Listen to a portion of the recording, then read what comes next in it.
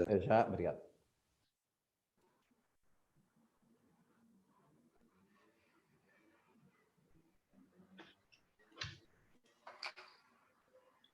Bom dia a todos, sejam muito bem-vindos a este webinar. O meu nome é Sónia Morgadinho, sou consultora ATA da Câmara de Comércio e irei acompanhar-vos ao longo desta iniciativa juntamente com o José Manuel Peçanha. Obrigada pela vossa participação neste evento dedicado ao tema da normalização à recuperação.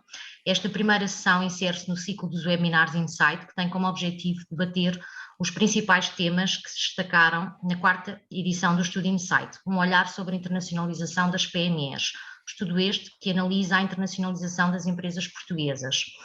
Hoje vamos procurar responder às seguintes perguntas: como imaginam as empresas o seu futuro no atual contexto? Quão diferente será? Que fatores serão chave para concretizar a recuperação? Para moderar esta conversa, temos connosco o José Manuel Peçanha, consultor de comunicação na JLM e Associados. O José Manuel licenciou-se em Gestão e Administração de Empresas e Master of Science em Gestão com Major em Finanças pela Católica Lisbon School of Business and Economics. Estudou também em Milão na Universidade Luigi Bocconi. Foi consultor freelancer na Indústria Consultores, auditor na divisão de Technology, Media e Telecommunications da Deloitte. Participou na reestruturação do Grupo Galilei. Obrigada ao José Manuel por ter aceito este desafio, bem como aos nossos convidados por disponibilizarem o seu tempo para partilharem os seus contributos neste webinar. Antes de passar a palavra, queria deixar apenas umas breves notas. Recordo que este webinar será gravado. Durante a sessão, o vídeo e os microfones dos participantes estarão desligados. Todas as questões que tenham poderão ser colocadas na rúbrica Q&A para que possamos colocá-las aos nossos convidados. Por último, estamos a preparar o pré-lançamento da 7ª edição do Bootcamp Internacional e em breve receberão mais informações sobre o evento. Muito obrigada, mais uma vez bem-vindos, e passava a palavra então ao José Manuel. José Manuel, por favor. Muito bom dia, Sónia, muito bom dia a todos. Hoje a minha tarefa está aqui bastante simplificada, porque temos um painel de luxo. Comigo estará o Nuno Fernandes Tomás, da direção da Câmara de Comércio e Indústria Portuguesa, o Mário Vinhas, COO da MDS, e o Bernardo Maciel, CEO da eUnit Consulting. Muito bem, o nosso painel é dedicado à temática de normalização à recuperação, e é exatamente também este o mote do Plano de Recuperação e Resiliência que o Governo entregou em Bruxelas: recuperar Portugal construindo o futuro. Portugal foi o primeiro Estado-membro a submeter a versão final deste documento. Contudo, a primeira tranche da bazuca europeia tarda em chegar, numa altura em que ainda faltam muitos Estados-membros concluir o processo de ratificação nacional. Deste plano, daquilo que se sabe, cerca de 28% a 35% é que será alocado ao setor privado, e depende aqui também um pouco de como é que se fazem as contas. E neste contexto em que ainda tardam a chegar as primeiras tranches e não passam se calhar ainda de uma miragem, e com a fraca orientação do próprio plano para a recuperação, para a rápida recuperação das empresas, gostaria de começar por perguntar ao Nuno Fernandes Tomás se os empresários portugueses, se acha que os empresários portugueses estão condenados a encontrarem soluções sem o apoio do Estado, e como é que podem recuperar os seus negócios nesta altura. Bem, antes de mais, bom dia a todos, obrigado pelo convite. É um prazer estar aqui hoje, também com os meus colegas de painel, e começar pelo final da resposta, que os empresários, os verdadeiros empresários, que são os campeões da economia nacional, nunca ficam à espera do governo nem de políticas públicas, senão já teriam morrido muitas vezes. Esta que é a verdade. E, aliás, o melhor exemplo disso é a última crise antes desta, no programa de ajustamento da Troika, que uma vez mais os empresários provaram, de facto, deram prova de vida e foram os verdadeiros campeões da recuperação económica, sobretudo no que toca ao aumento das exportações, se bem se lembram. Portanto, quer dizer, os empresários não podem ficar à espera. Mas agora, José Manuel, deixa-me recuar um pouco antes para falar do que aconteceu e da forma como isto está a correr. 2020, de facto, foi um ano que marcou as nossas vidas, não só marcou e deixou marcas. Creio eu que estamos no ano 2021, que funciona quase como um ano de transição, portanto, falar neste momento da normalização à recuperação acho que é bem pensado. E começo por fazer uma crítica à Europa. Bem, sei que não fica muito bem, justamente um dia depois do Dia da Europa, fazer uma crítica à Europa não é talvez a coisa mais politicamente correta, mas como também não sou politicamente correto, não me importo. Esta Europa é um animal que se move muito lentamente e o time to market é um problema. Existe muita burocracia e isso, infelizmente, cria ainda maiores assimetrias já numa Europa que é bastante assimétrica. Ora bem, estamos a falar de uma crise, pela primeira vez, que era tudo menos assimétrica, porque bateu em todos de uma forma quase igual.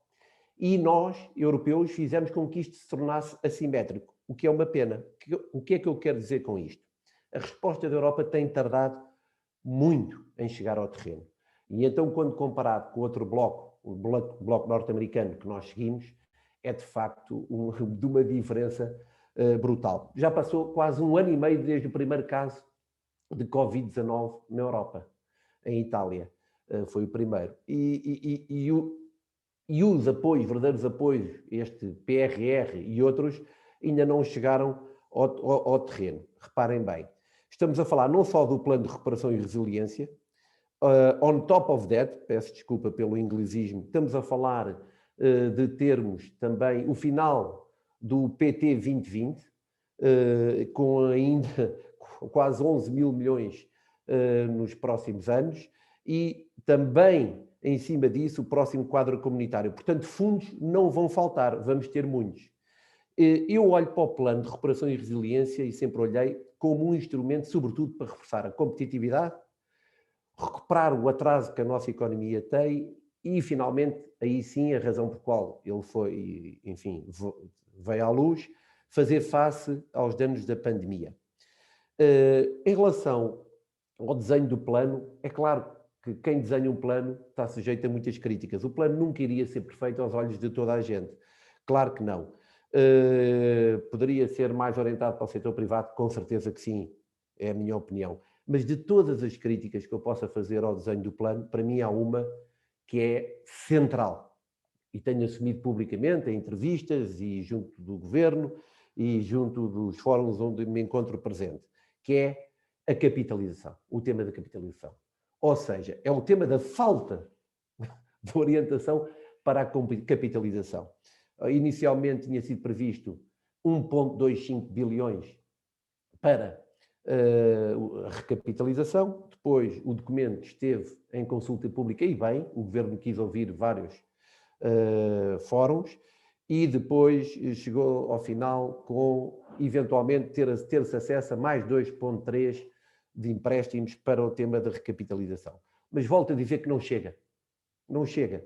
Quando nós estamos a falar de pôr 4 mil milhões na TAP e pensamos que estamos, no final do dia, a orientar cerca de 2,3 mil milhões para a recapitalização do tecido empresarial em Portugal, não chega. O principal cancro, e peço desculpa pela esta palavra, custa-me a mim, que sou hipocondríaco, portanto dizer esta palavra não gosto, o principal cancro da nossa economia é a falta de capitalização das empresas. É a estrutura desequilibrada dos capitais das nossas empresas. E isto é um problema muito, muito grande. E deixem-me só chamar a atenção para o seguinte. Esta assimetria ainda veio cavar mais este fosso quando comparado com outros Estados-membros. Esta resposta tardia da Europa. O que eu quero dizer com isto? E sem ser maçador. Houve 2 alavancas que se procuraram para, de certa maneira, fazer face a esta pandemia. Uma, a alavanca monetária, de política monetária, e aí correu muitíssimo bem, porque o BCE desta vez foi não só muito rápido e robusto na resposta que deu logo inicialmente, e a outra, a alavanca orçamental, que até agora tem demorado e por isso, a meu ver, tem falhado e criado mais assimetrias. Ou seja, todos os estímulos orçamentais que cada um dos Estados-membros europeus trouxeram às suas economias estão um pouco condicionados pela limitação orçamental de cada um dos países. Vide o nosso caso. Nós já temos uma grande dívida pública, portanto não podemos, desculpem, acudir em termos de estímulos à nossa economia como, por exemplo, uma Alemanha fez. E então ainda criou-se uma maior assimetria. e mais uma vez vamos bater no tema da capitalização das empresas, porque tudo está ligado. Dito isto, dentro do pilar da resiliência, o que se chamou de C5 no PRR, que é o tema de capitalização, a meu ver, carecia de ser melhorado. Mas estou confiante porque sou otimista por natureza e acho que o Governo, sobretudo com o Ministro da Economia, que tem muita sensibilidade para este tema já há algum tempo, ele próprio fez parte da unidade de capitalização, uma unidade que foi criada no anterior Governo para estudar este tema. Estou convencido que nos próximos meses vamos ver outras novidades no que toca ao tema da capitalização. Não querendo monopolizar, eu gostava de falar muito mais disto, mas creio que vou ter a oportunidade mais a seguir. Zé, portanto... Com certeza. Calava-me agora muito obrigado, muito obrigado, Nuno. E aproveitava também a sua resposta para fazer aqui uma pergunta ao Bernardo Maciel, que diariamente contacta com centenas de empresas por todo o país. E aqui aproveitava também um bocadinho o próprio enquadramento da resposta do Nuno, que é, há certamente fundos não vão faltar, mas como é que eles chegam à empresa, como é que se aproveitam esses fundos e se a questão da capitalização não poderá pôr em causa a competitividade da nossa economia, em particular das PMEs, que representam a maioria do nosso tecido empresarial. Bom dia a todos. Eu queria agradecer o convite também à Câmara de Comércio e, mais uma vez, dar as felicitações por continuarem a cumprir a sua missão, que é, de facto, trazer instrumentos que apoiam as empresas a pensar o seu negócio, como é o caso deste webinar e todos os que temos feito ao longo do ano 2020 e já 2021, e também daqui a outra componente da missão, que é levar ao Governo e ao Ministro, neste caso da Economia, com quem há uma relação mais próxima por ser do setor, este tipo de reflexões que nós fazemos aqui em conjunto. Eu concordava, ou começava por concordar genericamente com a análise do Nuno, sobretudo a primeira, que é os empresários, nem que seja por definição, não estão à espera da orientação do Estado, nem do apoio do Estado para poder fazer as coisas, senão estamos bastante tramados, perdão a expressão. É verdade que é muito importante, temos aqui um conjunto de orientações para nem que seja para detectar também algumas oportunidades e para podermos ter uma perspectiva mais de médio e longo prazo, um conjunto de ações que tipicamente os empresários precisam, mas normalmente o que norteia a atividade do empresariado tem a ver com o mercado, com as evoluções do mercado, com aquilo que o mercado possa abrir de oportunidades ou fechar de oportunidades e neste contexto poder fazer o seu trabalho.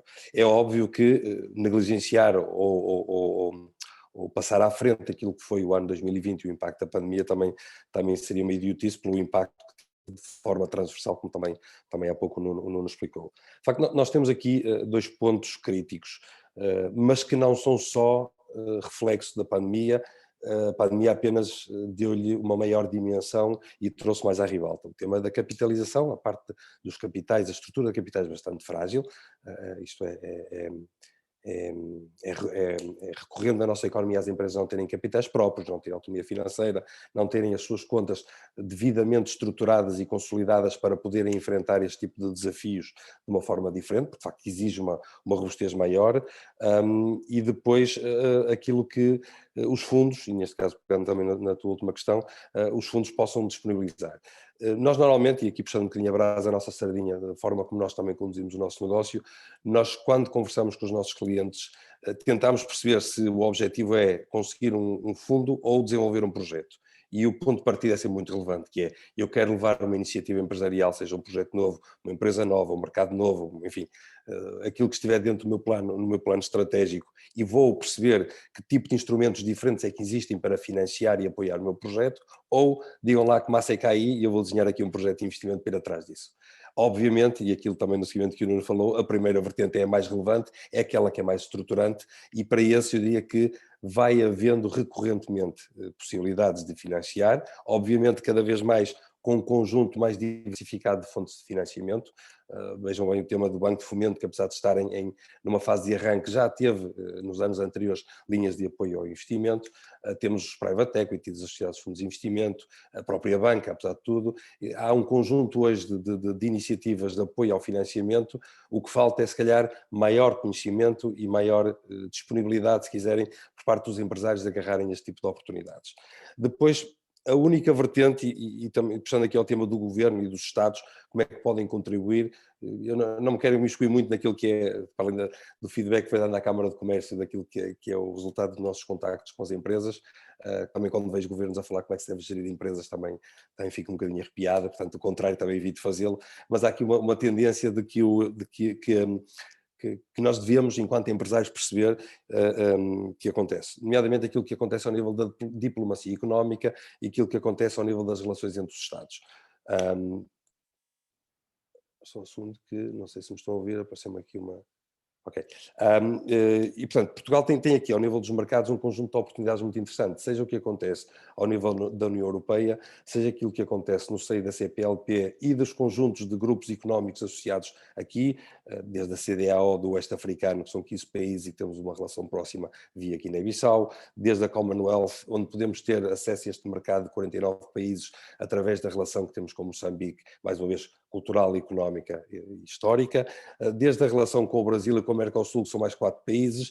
Se quiserem também espreitar aqui um bocadinho que é o futuro, a proximidade de Timor à ASEAN, portanto aos países do Sudeste Asiático, portanto que é mais uma porta interessante de apoio, ou então, se quisermos ser ainda mais curtos, aquilo que aconteceu nos últimos dias, que foi a relação mais próxima com a Índia, que também não é recente, e no nosso caso, do ponto de vista histórico, é bem mais antiga, mas também são oportunidades. E é para aqui que eu normalmente, ou que nós tentamos que os nossos empresários estejam atentos, que é perceber destas, não querendo qualificar, dessas poucas iniciativas possam ser aproveitadas por parte das empresas, perceberem que são mercados interessantes, que nós temos vantagens competitivas interessantes para agarrar e aí sim perceber dentro daquilo que o mercado nos disponibiliza, o que é que nós conseguimos fazer e de que forma é que nós nos conseguimos financiar, porque é sempre um tema relevante para ir aí. Os fundos comunitários continuam disponíveis, nós estamos na fase de transição entre o quadro de Portugal 2020, na última execução, irá abrir nas próximas semanas, segundo as indicações que temos do Governo, que são públicas,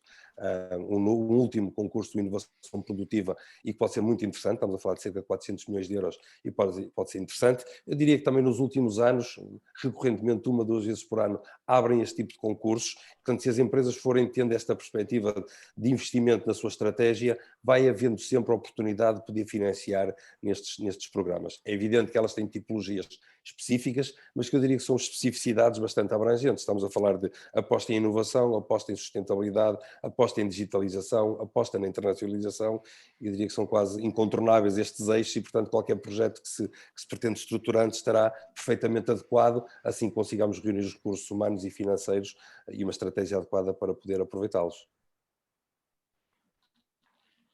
Obrigado, Bernardo, e foi muito interessante esta questão que colocou aqui, de facto, a internacionalização das empresas, oportunidades que as empresas portuguesas podem encontrar noutros mercados, e que, conforme também já o Nuno tinha referido antes, na anterior crise, foram as empresas que encontraram soluções para os seus problemas e uma das soluções que encontraram foi a internacionalização, e aí também aqui a própria Câmara de Comércio desempenhou um papel muito importante. E curioso que a minha pergunta para o Mário também já vinha com esse objetivo de falar um pouco de internacionalização, até porque a MDS está em muitos mercados, é mesmo uma empresa multinacional com uma presença muito significativa fora e em alguns mercados onde naturalmente as empresas portuguesas têm alguma competitividade, e eu perguntava-lhe, Mário, se acha que poderá estar por aí a solução, ou se por outro lado o facto desta ser uma crise global, apesar de algumas assimetrias, pode condicionar um pouco as empresas portuguesas. Muito bom dia a todos, muito obrigado pelo convite e parabéns por mais esta iniciativa. A Câmara, de facto, tem sido uma entidade, uma organização que tem dado um contributo muito forte para a realização de eventos que acrescentam valor e que criam oportunidades também para discutir assuntos de grande relevância. Bem, sobre a questão da internacionalização, isto na verdade está tudo interligado. A internacionalização sempre foi e continuará a ser uma das soluções e uma das grandes soluções para nós crescermos e desenvolvermos, produzirmos riqueza, desenvolvermos a nossa atividade. Em Portugal, nós temos aqui uma questão, o Nuno referiu há pouco, obviamente que os empresários são empreendedores, correm riscos, têm que ter uma estratégia e o país também tem que ter uma estratégia. Nós em Portugal temos tido muita dificuldade em construir uma estratégia alinhada. As empresas produzem riqueza, criam valor, são muitíssimo importantes, são o motor do desenvolvimento e o Estado tem que estar alinhado com isto e as empresas também têm que estar alinhadas com o Estado. Na verdade, sendo entidades diferentes, ambas têm que ter muita atenção na relevância, na competitividade e na sustentabilidade. Isto é a preocupação de um país, é a preocupação de uma empresa e deve ser a preocupação de todos. E este alinhamento é muito importante para que as empresas possam ter as condições para arriscar, para investir. Têm que perceber com o que é que contam, tem que haver planos de médio e longo prazo, tem que haver estabilidade, que nada tem a ver com o excesso de politização e de muita discussão ideológica e até de ciclos muito curtos que normalmente levam a que o que se faz hoje seja desfeito amanhã. Portanto, isto é um bocadinho a nossa história.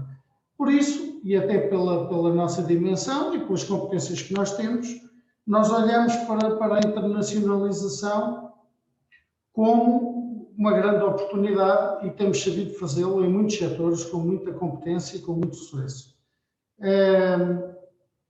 A questão da estratégia é fundamental. Na internacionalização é preciso perceber quais são os mercados que nos interessam, quais são os mercados onde podemos ser relevantes, onde podemos fazer a diferença. É muito importante fazer esse trabalho prévio e isso pode acrescentar grande valor às empresas e grande valor àquilo que o país pode fazer no seu todo. A questão da competitividade é um ponto muito importante e que tem que ser cada vez mais ganho pela qualidade daquilo que nós produzimos e daquilo que nós fazemos. Nós somos um país que tem todo o interesse e tem feito isso de algum modo, mas tem que fazer cada vez mais, articular bem para além do Estado e das empresas a questão das universidades e com uma forte articulação também com as regulações, com os reguladores. É aqui que nós conseguimos produzir e diferenciar fortemente a nossa oferta.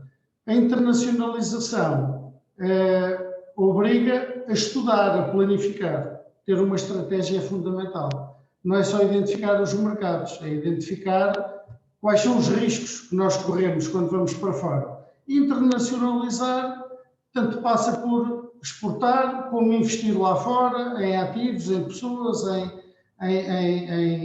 em fábricas, em modelos de distribuição. É fundamental medir bem esses riscos. Mais uma vez, os empresários têm cada vez mais de trabalhar esses planos, fazer uma boa gestão de risco. Esta crise não afetou os setores todos da mesma forma, e mesmo dentro dos setores não afetou as empresas todas de igual forma. Algumas empresas estavam mais preparadas do que outras, conseguiram resistir melhor, conseguiram mais rapidamente encontrar soluções para enfrentar esta pandemia. Voltando à questão da estratégia, é muito importante ter um plano, é muito importante entender quais são os riscos que se correm. Quando vamos para fora do país, há riscos que nós não conhecemos tão bem como aqueles que são geridos e que são identificados no mercado doméstico, e isso leva a que as empresas tenham cada vez maior preocupação com o futuro. Têm que gerir aquilo que são, mas têm que estar de olhos postos no futuro e a preparar aquilo que querem ser, como é que se vão posicionar. Há riscos novos e há riscos antigos. Hoje fala-se muito, por exemplo, do cyber. Há muito pouca gente que anda a investir, ou que investe na mitigação deste risco. E todavia, ele existe. Portanto, há também aqui uma questão cultural que as empresas têm que vencer e que têm que ultrapassar. Há riscos que já são conhecidos que hoje têm uma dimensão maior. Por isso, o nosso tecido empresarial devia ter um apoio do Estado enquanto supervisor, enquanto facilitador, como já foi referido aqui, de mecanismos de capitalização, criação de condições para que as empresas pudessem no tempo, perceber como é que podem projetar o seu futuro, e as empresas têm que ter um plano bem desenhado com a definição dos riscos que vão correr, os mercados nos quais devem investir e o que é que vão levar, como é que podem ser relevantes e como é que podem acrescentar valor. E, portanto, sem dúvida, este é um caminho que, historicamente, e até muito recentemente, tem sido seguido com sucesso e, mais uma vez, vamos ter que continuar por aí. Até porque, com a transformação digital dos mercados, o número de oportunidades aumenta, também os desafios, mas a possibilidade de escalar e de entrar noutras geografias também aumenta brutalmente. E nós temos que acompanhar também, saber acompanhar também essa tendência. Muito bem, Mário, muito obrigado pela sua resposta, e falou aqui de um tema que para mim parece muito interessante, que é a questão da gestão de riscos e, naturalmente, da preparação das empresas e da estratégia, porque certamente que aquelas estavam melhor preparadas para uma crise foram aquelas que conseguiram também melhor reagir, e estamos perante uma crise que é muito assimétrica na forma como afeta as empresas. E voltando ao tema da capitalização, e faria esta pergunta ao Nuno, que é, com tanto dinheiro disponível para as empresas, ou pelo menos para algumas empresas, faz sentido, nesta altura, estar a investir em empresas, em setores que obviamente foram muito afetados? Estou a falar, por exemplo, de algumas empresas do turismo, há pouco o Nuno referiu com a TAP, ou faria mais sentido estar a tentar investir em alguns setores que poderiam trazer mais competitividade e produtividade à economia portuguesa? E fala-se muito também aqui da indústria. Eu adoro essa pergunta, Zé Manel, deixa-me dizer, essa é na mousse. Agora deixa-me também começar pelo seguinte, talvez uma correção ao que tu acabaste de dizer. O que eu disse há pouco é que o dinheiro para a recapitalização devia ser muito mais, na minha opinião, mas muito mais mesmo. O fator deveria ser de 4 ou 5 vezes mais, tendo em conta o nosso tecido empresarial. Bem, na minha opinião, este é um momento único, quando eu digo é um momento único na nossa história recente, para reestruturarmos a nossa economia. Esta é uma oportunidade de ouro que não pode ser desaproveitada. E fazer com que a nossa economia não seja tão dependente do setor do turismo e do setor terciário. Reparem, eu que sou um homem, toda a vida vivi no setor terciário de serviços financeiros, hoje em dia sou administrador de um dos maiores grupos agroindustriais, muito internacionalizado, e através do meu fundo de capital de risco detenho participadas no setor industrial. Portanto, estou presente no setor primário e no setor secundário. E sei, de facto, qual é a importância de ter um setor primário e secundário fortes numa economia. E acho que este é o momento para nós aproveitarmos com estes fundos para fazermos até uma regeneração da nossa economia e aprofundarmos a reindustrialização da nossa economia. Tendo em conta, sobretudo, que vimos que nesta crise o tema das cadeias de produção mundial e o problema de estarem todas no lado de lá. Vamos assistir agora nos próximos tempos, já estamos agora a assistir um fenómeno que eu chamo de euroshoring, do estreitamento ou encurtamento das cadeias de produção mundiais. E isto, mais uma vez, é bem aproveitado da nossa indústria, onde nós temos tanta expertise e know-how, coisas que nós não imaginamos, mas que pequenas empresas espalhadas pelo país têm em termos de expertise e know-how, e que, mais uma vez, pelo tema de não estarem capitalizadas, são empresas que acabam por morrer ou viver com grandes dificuldades e não poderem potenciar todo o seu potencial. E é isso justamente que temos de fazer através de um processo de capitalização massivo. Eu, quando falo de capitalizar, chamo sempre a atenção para o seguinte: eu não sou apologista de deitar dinheiro em cima das empresas. Não. É injetar dinheiro com condições, melhorando a gestão e reconvertendo os modelos de negócio, sobretudo para o pós-pandemia, porque o mundo mudou muito neste ano e meio. E é justamente esse processo que nós temos de fazer de capitalização, que tanto o Bernardo como o Mário há pouco focaram, que o principal instrumento do governo, que é uma coisa que eu também acompanho bastante, o Banco de Fomento, que será através do Banco de Fomento que o governo irá capitalizar, apoiar as empresas, e que está a ser apetrechado agora finalmente de uma equipa com qualidade, porque eu tenho acompanhado o processo. Portanto, mais uma vez, eu estou positivo que poderemos ter agora, nos próximos meses, anos, um apoio completamente diferente por parte de políticas públicas ao setor privado e ao tecido empresarial.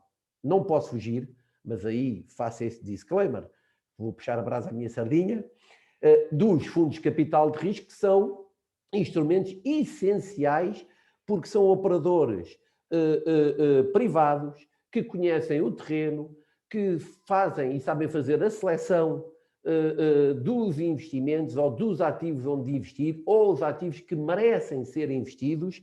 E aí eu próprio tenho experimentado isto pessoalmente, quer dizer, o nosso fundo já investiu, o fundo 1 já foi totalmente investido, não só conseguimos salvar empresas e expertise muito importante, como já estamos a crescer e preparamos agora para uma fase de internacionalização. Portanto, este tema é, eu diria, fulcral. Não sei se respondi à tua pergunta. Respondeu muito bem, e aproveitava também aqui parte da resposta para fazer aqui mais uma pergunta ao Bernardo. O Nuno referiu aqui alguns exemplos de indústria onde, de facto, as empresas portuguesas estão entre os melhores do mundo, e um dos exemplos aqui é a indústria do tomate, onde somos um player não só de grande relevância, mas temos empresas portuguesas que investiram noutros mercados e que são hoje o exemplo da Sugal, por exemplo, que é a única empresa no mundo que produz uma campanha no hemisfério norte e no hemisfério sul, o que torna sem dúvida a sua oferta mais resiliente. Temos um exemplo também da indústria têxtil em Portugal, que se modernizou e que se tornou muito mais competitiva a nível internacional. Portanto, Bernardo, que reformas, digamos, reformas administrativas públicas é que as empresas precisariam aqui para também o apoio, seguindo aqui um bocadinho também há bocado a resposta do Mário, que dizia que aquilo que as empresas precisam do Estado é de facto seja que supervisione o trabalho das empresas e que facilite um pouco o ambiente de negócios. De facto, a supervisão e a regulação é fundamental para que as empresas possam, dentro daquilo que são variáveis controláveis, poder orientar o seu negócio. Obviamente, um tema pandémico como aquele que atravessamos é de mais difícil gestão.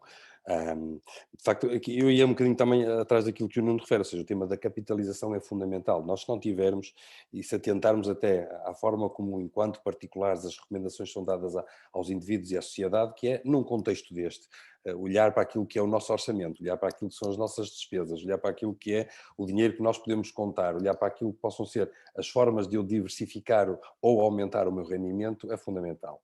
E aí nós olhamos enquanto indivíduos e enquanto organizações, eu gosto muito de manter este paralelismo que torna-nos mais humanos na forma de gerir as empresas, é que competências é que eu tenho que posso potenciar para poder tornar o meu negócio mais capaz e mais competente. Nós, historicamente, preocupámos-nos em vender aquilo que conseguimos produzir. Mas a lógica tem que ser exatamente o contrário. Nós temos que produzir aquilo que se consegue vender.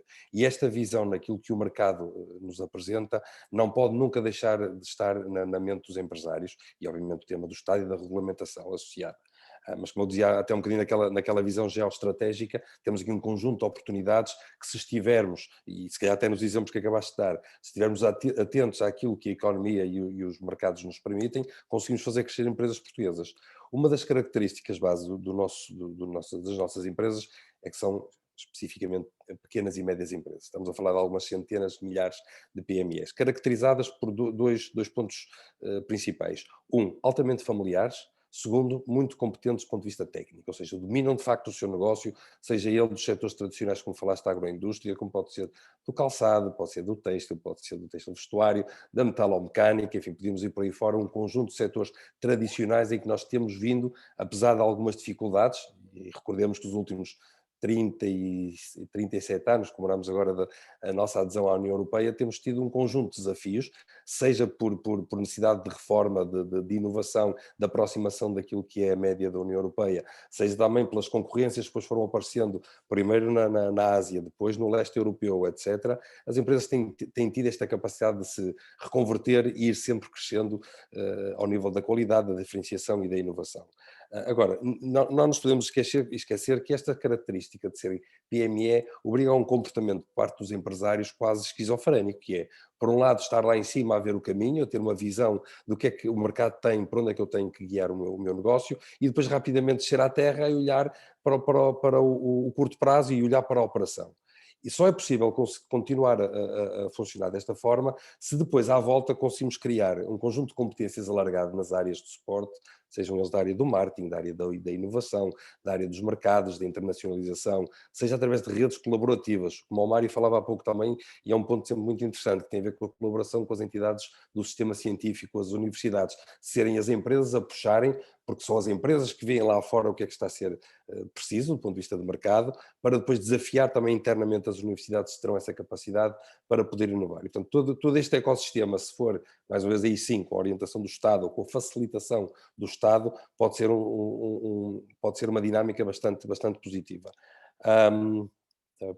Uma nota também muito interessante acerca daquilo que o Nuno referiu e que tem que ser constante essa preocupação. Tem que ser, quando se olha para os mercados, não tem que ser necessariamente só para perceber as tendências dos consumidores, entenda-se particulares ou empresariais, mas também estas cadeias de distribuição. Nós fomos entregando, e vou falar o plural mais abrangente que possa haver a nível europeu, entregando aquilo que é as nossas compras à Ásia, sobretudo, muito longe, apesar do tema financeiro ser compensatório, e hoje estamos precisamente no contexto contrário, em que temos rapidamente que conseguir respostas mais perto para podermos ser mais ágeis. E aí, mais uma vez, eu penso que as empresas portuguesas terão essa capacidade, porque são, mais uma vez, pela dimensão e pelas suas características, são empresas com uma elevada agilidade e, mais uma vez, olhando para um ciclo mais alargado, atentas ao comportamento das PME portuguesas dos últimos 40 anos, a forma como conseguimos rapidamente transformarmos, rapidamente adaptarmos, passar por crises nesses setores mais tradicionais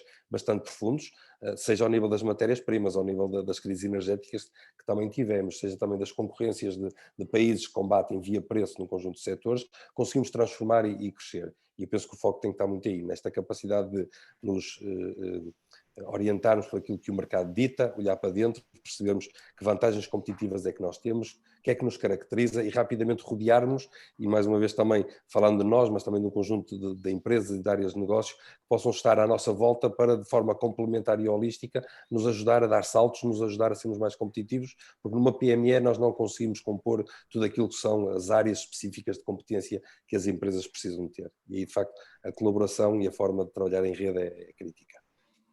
Muito obrigado, Bernardo. Falou-nos aqui de negócios mais capazes e competentes, a necessidade de apostar aqui numa série de competências, e eu aproveito isto para fazer aqui a ligação com aquilo que o Mário há pouco dizia relativamente à gestão de risco e à necessidade não só de fazer uma avaliação de risco, que as empresas que a fizeram melhor foram aquelas que também enfrentaram melhor esta crise. Falou-nos do risco da cibersegurança, mas nesta altura, neste contexto de mercado pós-pandémico, quais são, na sua opinião, os riscos para os quais as empresas devem estar mais atentos, e se sente que as empresas hoje em dia estão mais preocupadas com esse risco, depois da pandemia, sente uma diferença de comportamento? Bom, o mundo acelerou outra vez, não é? E agora muito mais. As empresas, em primeiro lugar, tentaram responder da melhor maneira a este novo contexto. É um conjunto de riscos, como eu disse há pouco, que já eram conhecidos. Eles não eram tão relevantes, tão impactantes, porque já se falava de pandemias e já havia ataques cibernéticos e já uma série de coisas há bastante tempo. Há uma falta de awareness, se quisermos. Portanto, há um problema de falta de consciência que tem muito a ver também com a tal cultura de gestão mais focada no imediato ou mais focada no médio e longo prazo. O que é que pode pôr em causa a sustentabilidade das nossas empresas? Quais são os riscos? E se começarmos a elencar isso, nós rapidamente vamos perceber que estamos melhor preparados para umas coisas e menos bem para outras, não é? Isto vai acentuar as questões das cadeias de abastecimento, falta de planos de contingência, de disaster recovery, quer dizer, há uma série de planos e de medidas que as empresas normalmente, e falando de PMEs não é muito o foco delas, normalmente não tem isso, e de repente houve que reagir e houve necessidade de encontrar soluções. A questão dos riscos climáticos já está presente há muito tempo e estão-se a acentuar. O risco cibernético é cada vez mais importante, porque estamos a caminhar para um mundo cada vez mais digital, de maior trabalho em rede, com modelos cada vez mais colaborativos e com a entrada em força de ferramentas digitais, de automatismos, etc., nós vamos ficar com um nível de exposição cada vez maior a esse risco. E por isso há que encontrar soluções para mitigar, e isso faz antes, não é depois. Essa cultura de gestão de risco é fundamental. Claro que as empresas, neste momento, quando nós discutimos estes temas, elas estão cada vez mais interessadas, os gestores estão cada vez mais despertos e mais interessados em discutir isto, mas há um conjunto de empresas que se calhar acham que o foco neste momento não é esse, e a disponibilidade, mais uma vez, a questão da capitalização das empresas, a disponibilidade para investir nestas coisas, é um pouco começar a entender de uma vez por todas que isto são questões estratégicas e que são pilares essenciais de sustentabilidade de uma empresa e não fatores acessórios ou meios de proteção acessórios. Eu penso que as empresas estão a dar passos interessantes nesse sentido, vão encontrar uma forma de melhorar os seus níveis de proteção.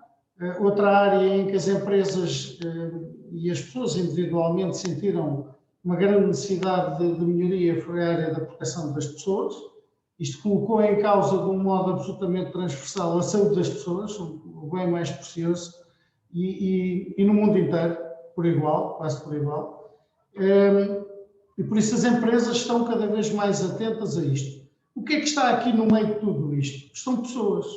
Este processo de transformação que está a acontecer no mundo e nas empresas tem que ter as pessoas no centro. A aquisição de competências digitais, o tão falado da upskilling e reskilling dos colaboradores. As pessoas estão no centro disto e as empresas têm que perceber que as pessoas são verdadeiramente os atores de mudança, são as pessoas que vão fazer com que as coisas evoluam, continuem a desenvolver-se e que são as pessoas que vão estar no centro deste processo de transformação. Por isso, nós temos um conjunto de riscos que já conhecíamos, mas começamos a ter outros. A questão da retenção de talento, a questão da aquisição das competências, a gestão das carreiras, todas estas coisas estão a assumir uma importância cada vez maior. E por isso os empresários hoje têm que estar atentos a mais riscos, encontrar mais formas que existem para mitigar esses riscos e tomar decisões de um modo mais acelerado. Mário, muito obrigado e parece que não podíamos estar mais coordenados porque a próxima questão que eu queria colocar era exatamente sobre as pessoas e como o Mário disse, são as pessoas que estão no centro e são os atores da mudança e colocou aqui alguns dos riscos que hoje as empresas enfrentam, que é o facto da dificuldade de retenção de talento e quando olhamos para o dividendo demográfico, ele é claramente negativo para Portugal, portanto temos uma população cada vez mais velha. E perguntava, portanto, ao Nuno quais são os riscos para o mercado de trabalho e de que forma é que as empresas, neste contexto atual, conseguem ser, digamos, atrativas para as pessoas e até que ponto este dividendo demográfico não poderá pôr em causa a competitividade da nossa economia e, por último, será que se está a fazer suficiente em relação a isso e se isso tem sido uma preocupação? Zé Manuel, eu antes de responder a essa pergunta, não vou fugir, até porque vou com todo o gosto responder. Gostava de voltar um pouco atrás e falar um pouco sobre, há pouco perguntaste, das reformas que devem ser aproveitadas neste momento também que vamos ter acesso a muitos fundos, nas reformas que realmente deveríamos fazer. Enfim, eu acho que a reforma das reformas é a reforma da administração pública que tem vindo a ser sistematicamente adiada porque não há coragem de o fazer.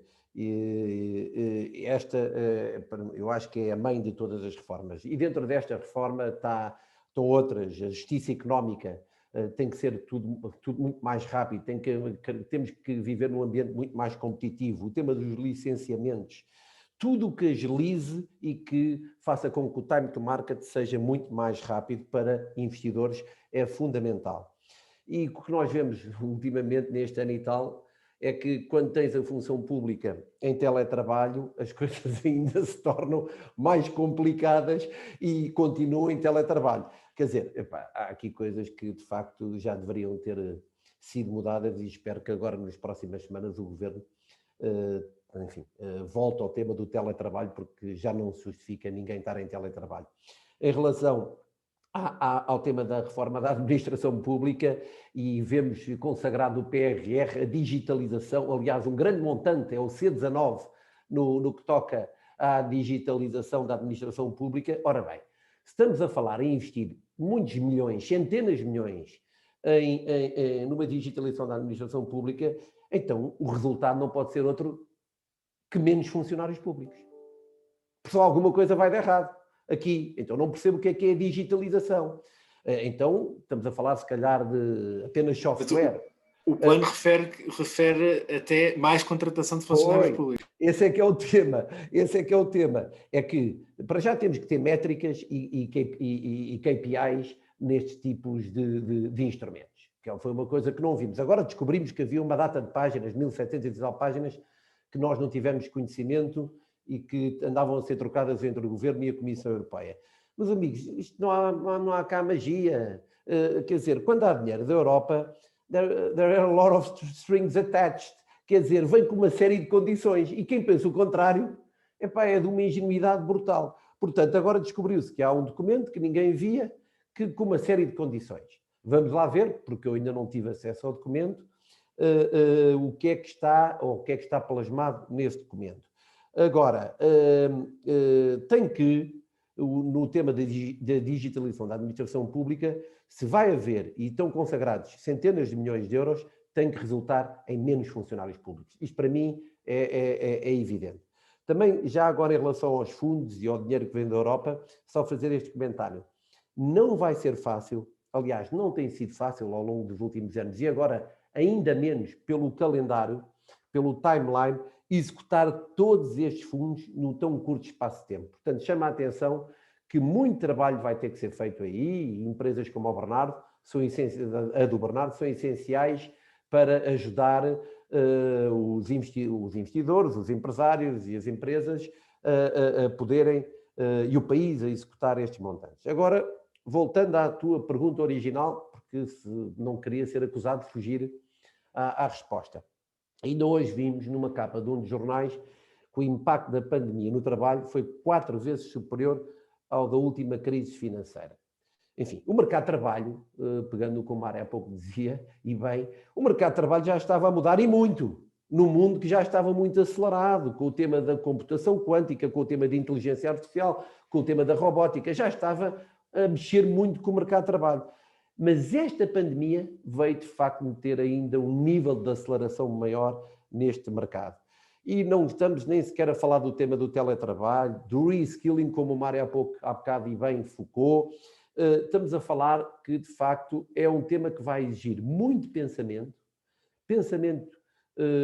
profundo, para saber onde é que as pessoas vão estar, onde vão querer estar, as novas profissões, quais são as novas oportunidades que vão surgir, porque isso mexe, obviamente, com também a formação e a oferta de formação. Um tema central, como há pouco focastes, é o tema da demografia. Mas aqui, uma vez mais, não é um tema novo. E é o tema mais importante numa economia. Quer dizer, joga com um tema que é muito importante, que é o da sustentabilidade da segurança social, onde já vimos algumas reformas e vamos ter que ver mais, infelizmente, de uma forma muito simplista, como eu explico aos meus filhos, que são bem mais inteligentes do que eu, mas tento simplificar nas explicações.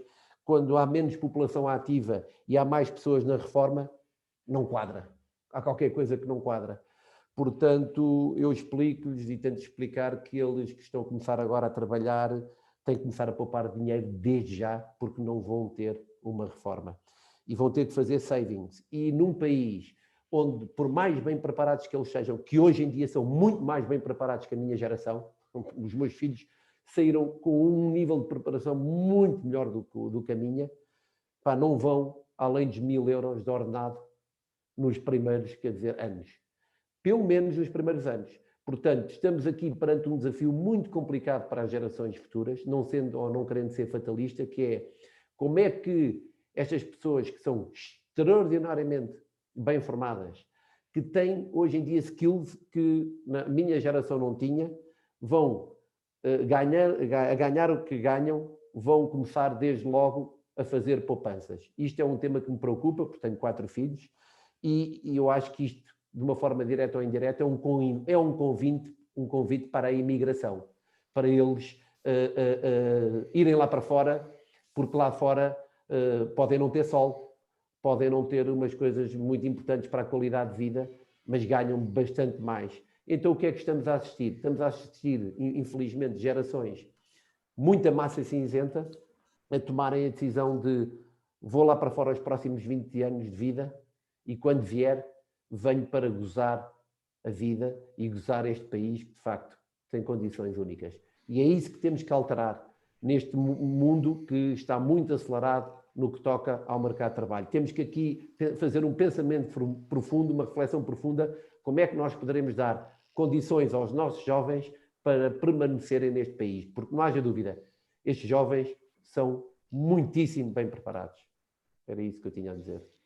Muito obrigado, Nuno, e à medida que nos aproximamos aqui também já do final do nosso painel, há aqui um tema que vem da audiência e que eu gostaria de colocar agora também aqui ao Bernardo, que é o tema do investimento público, e numa altura que se discute muito onde é que esse investimento será feito, e uma das temáticas que tem vindo mais a público é a questão do investimento na alta velocidade terrestre, e que de maneira depois também isto pode representar de facto uma mais-valia competitiva para o país e reforçar também aqui a nossa economia ou não.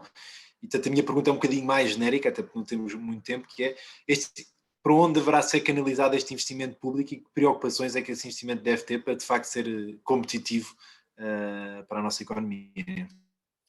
Começando por deixar com uma coisa que tem pouca piada, que tem a ver com o investimento no digital no setor público, implicar aumento de pessoas, usando a expressão do Nuno, não quadra.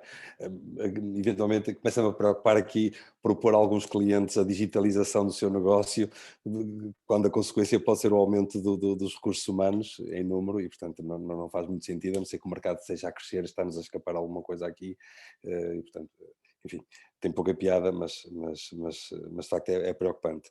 O tema digital, obviamente, que é relevante, ou seja, o Estado tem, não sendo eu especialista em políticas públicas, o Estado tem que criar aqui um conjunto de infraestruturas, sejam elas da área digital, da área logística, e já falámos aqui das cadeias de distribuição e da relevância que isso tem num país que é periférico, conforme nós olharmos para o globo, e também é um tema relevante, que é como é que nós giramos o globo e olhamos para a nossa posição estratégica no planeta, mas de facto naquilo que é o acesso à Europa estamos periféricos, mas podemos ser um centro importante de distribuição daquilo que vem de fora. É um tema também que temos falado aqui recentemente na Câmara, que tem a ver com a economia do mar e da relevância que Portugal pode ter nesta posição, e voltamos à questão que colocas, que tem a ver com a infraestrutura logística, que é relevante, obviamente, o Estado criar condições para que as empresas consigam, de uma forma mais ágil, chegar onde estão de facto os mercados, sejam eles empresariais, sejam eles de índole particular. Depois o tema da justiça económica, é fundamental a celeridade nestes processos, porque de facto são obstáculos complexos às empresas. Quando falamos de justiça económica, estamos a falar sempre de dinheiro, estamos a falar sempre de pagamentos ou de não pagamentos, ou de recebimentos ou de não recebimentos, normalmente aqui que estão as temáticas, e isto implica nas empresas mais ou tipicamente menos liquidez, menos capacidade de enfrentar a economia, e o tempo não se compadece quando no final do dia vai redundar em PERs e em cortes de dívida e em acordos abaixo do valor, portanto o chamado juro negativo, e portanto nada disto é saudável, nada disto ajuda à celeridade das economias. Relembremos o início da nossa conversa, empresas altamente descapitalizadas, onde cada euro que entra, a gestão da tesouraria é um dos pontos fundamentais, ou melhor, a dificuldade da gestão de tesouraria também provoca algumas dificuldades que as empresas vão tendo. Portanto, o Estado, neste sentido regulatório, tem obviamente que que intervir. E depois o investimento que nós já fomos vendo ser feito já há alguns anos atrás, felizmente, que tem a ver com criar estas redes de networking, estas redes de relações que possam muitas vir da nossa história, mas outras que não têm que vir necessariamente da nossa história e que nós possamos potenciar, por exemplo, via diplomacia económica. Nós temos muitos bons exemplos de embaixadores que fazem esse papel. Tivemos agora, antes da nossa sessão, uma intervenção do nosso embaixador no Senegal, Vítor Sereno, também relacionado com a relação Portugal-Senegal, e portanto estes pequenos exemplos de aproximação entre as empresas, os países e as outras geografias é onde o Estado, o Governo ou os nossos representantes devem apostar para nos criarem a nós, empresários, capacidade e facilidade de relações económicas para podermos potenciar o nosso negócio. Eu acho que é aqui sobretudo que o Estado tem que apostar. Há a vertente da fiscalidade e há que reconhecer que o Estado tem criado algumas condições interessantes para que a fiscalidade seja benéfica e um incentivo às empresas, seja via inovação, através de um conjunto de investimento, um conjunto de instrumentos de fiscalidade, seja o CIFID apoiar a inovação, os refais de LR, são uma linguagem um bocadinho mais técnica, mas tem a ver com o apoio ao investimento produtivo, e aí tem havido esse apoio, e depois esta preocupação que eu diria quase urgente, que tem a ver com o fim das moratórias, o impacto que isso vai trazer para as empresas no curto prazo, que tem a ver com um impacto elevadíssimo na tesouraria, e aí sim pode ser uma catástrofe quase nacional este segundo semestre, se as empresas não forem fazendo o caminho à frente, porque também estarmos à espera que seja o Estado a ditar o que é que vai acontecer, estamos, e perdoem novamente a expressão, perfeitamente tramados, mas temos que rapidamente olhar para dentro. Muito nós temos centrado o nosso apoio às empresas usando as competências que temos, sobretudo na área financeira, olhar para dentro, em vez de ser olhar para o investimento, olhar para a minha capacidade e poder reorganizar as minhas contas por forma a que eu não seja o próximo a entrar naquilo que são os planos de recuperação e os PERs e as insolvências e toda aquela história que nós vamos vendo a acontecer, que também faz parte da economia, também faz parte da vida empresarial, mas que nós hoje, com este cenário, este imprevisível, que é um acréscimo de custos para repor aquilo que não foram os pagamentos anteriores, vai ter um impacto elevado. A banca tem feito muito referência a isso, se calhar até cumprindo o papel do Estado ao assinalar isso com relativa regularidade, e as empresas têm que perceber isso e rapidamente olhar para dentro, reorganizar as contas, rever financiamentos, rever planos de investimento, para depois poder enfrentar aquilo que vai ser um aumento de custos para poder continuar a trabalhar. Isso é que eu acho que é fundamental centrarmos agora. Obrigado, Bernardo. Aproveitava também aqui um pouco a questão que falou, a questão das competências, para colocar uma questão ao Mário. Há pouco o Mário colocou em cima da mesa a questão das pessoas e de estarem no centro de ser os atores de mudança. O Nuno abordou os desafios do mercado de trabalho e da questão da retenção de talento. Muitos dos nossos jovens temos provavelmente as gerações mais bem preparadas, mas que depois encontram pouca resposta no mercado de trabalho, e neste sentido perguntava-lhe quais são as competências que acha que são aquelas onde as empresas portuguesas mais se destacam, e olhando para aquilo que se adivinha do futuro, quais são as competências, diriam, nas quais as empresas deveriam apostar, de facto, para se tornar mais, não só competitivas, mas como resilientes? Bom, só reforçar primeiro aquilo que o Nuno disse há pouco, não há dúvida nenhuma. A primeira reforma a fazer é do Estado, é da administração pública. Nós estamos a colocar camadas em cima de uma base que necessita de uma reforma profunda. Eu retomo o tema de início que falei, do alinhamento estratégico, justiça, segurança social, legislação laboral, fiscalidade e educação, são temas que têm que estar alinhados com aquilo que é o nosso propósito. Alinhar o propósito daquilo que somos como país, as empresas, e diretamente a essa questão das competências, que toca depois na questão da demografia, da imigração e saúde. Que perfis é que nós precisamos? Que perfis é que nós temos? Onde é que nós somos fortes? Nós temos alguns setores tradicionais, onde temos experiência. Temos que introduzir novas ferramentas, novos modelos de eficiência na indústria e torná-la cada vez mais competitiva. Claro que nós necessitamos de atrair, e temos, o Nuno falou nisso há pouco, nós temos muita gente bem preparada, temos um bom sistema de ensino, mas às vezes não está a produzir aquilo que é necessário, que o mercado pede. Aquilo que disseram há pouco, nós temos que dar ao mercado aquilo que ele quer. não é obrigar o mercado a aceitar o que nós queremos. Nós temos que ter isto devidamente articulado.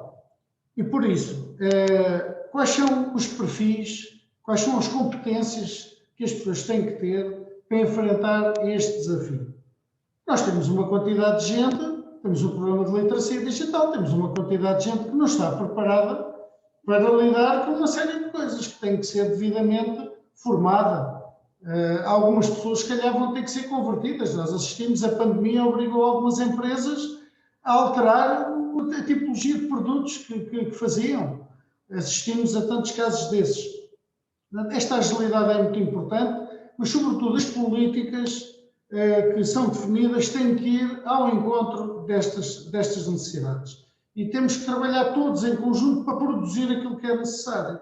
Assim como as pessoas que vêm trabalhar para Portugal, era bom que nós tivéssemos uma política ativa relativamente às pessoas que gostaríamos de promover, que viessem para o nosso país, que viessem acrescentar valor, que viessem incorporar áreas onde nós temos algum déficit. Essas coisas também têm que ser planeadas, têm que ser preparadas e, mais uma vez, devidamente articuladas com empresas. Nós temos um desemprego jovem elevado, que só não é mais elevado porque temos cá uma série de centros de serviços partilhados de multinacionais que absorveram grande parte dessa juventude. Mas que estão a trabalhar em call centers, estão a trabalhar numa série de atividades que não são as atividades que geram mais produção de riqueza, geram mais valor no país. Mas pronto, têm uma ocupação, têm um trabalho e estão a ganhar experiência e vão poder evoluir certamente. O Nuno dizia, como é que esta gente começa a trabalhar e vai ter dinheiro para poupar? Pois também não temos políticas de incentivo à poupança. Qual é o incentivo que alguém tem para fazer uma poupança privada? Seja pela forma como a segurança social é gerida e é vista ideologicamente até neste país, como pela disponibilidade que as pessoas têm para poupar. Fazer um PPR e poupar 50 euros por mês, 100 euros por mês, para que isso daqui a uns anos tenha alguma materialidade naquilo que é a qualidade de vida ou a manutenção do nível de vida que a pessoa quer ter e tem.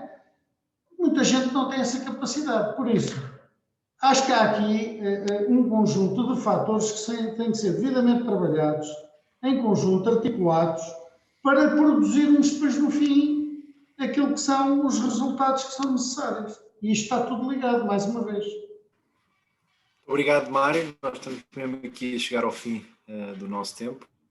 Certamente teríamos muito para conversar e acho que o próprio painel abriu aqui uma série de temas que cada um deles daria aso a uma discussão única sobre esses temas. Eu, para fechar, queria lançar aqui uma pergunta muito rápida aos três. Portanto, primeiro ao Nuno, perguntar se dissemos aqui uma prioridade deste plano de recuperação, seria a reforma da administração? Eu gosto quando me fazem essas perguntas.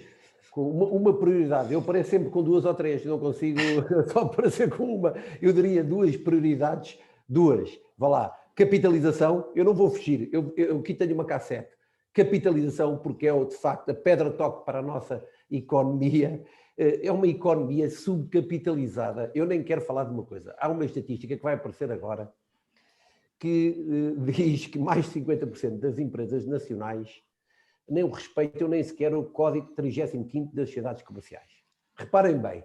Ou seja, em última análise, teriam que ser diluídas as empresas. Não sei se me faço entender. Portanto, isto é tão gritante que eu não vou sair daqui. A cassete é capitalizar o tecido empresarial português. 2. Se conseguirmos fazer finalmente uma reforma da administração pública, por mais que fosse, não interessa, se fosse uma reformazinha da administração pública, eu ficaria contente. Eu não vou fugir destes dois temas.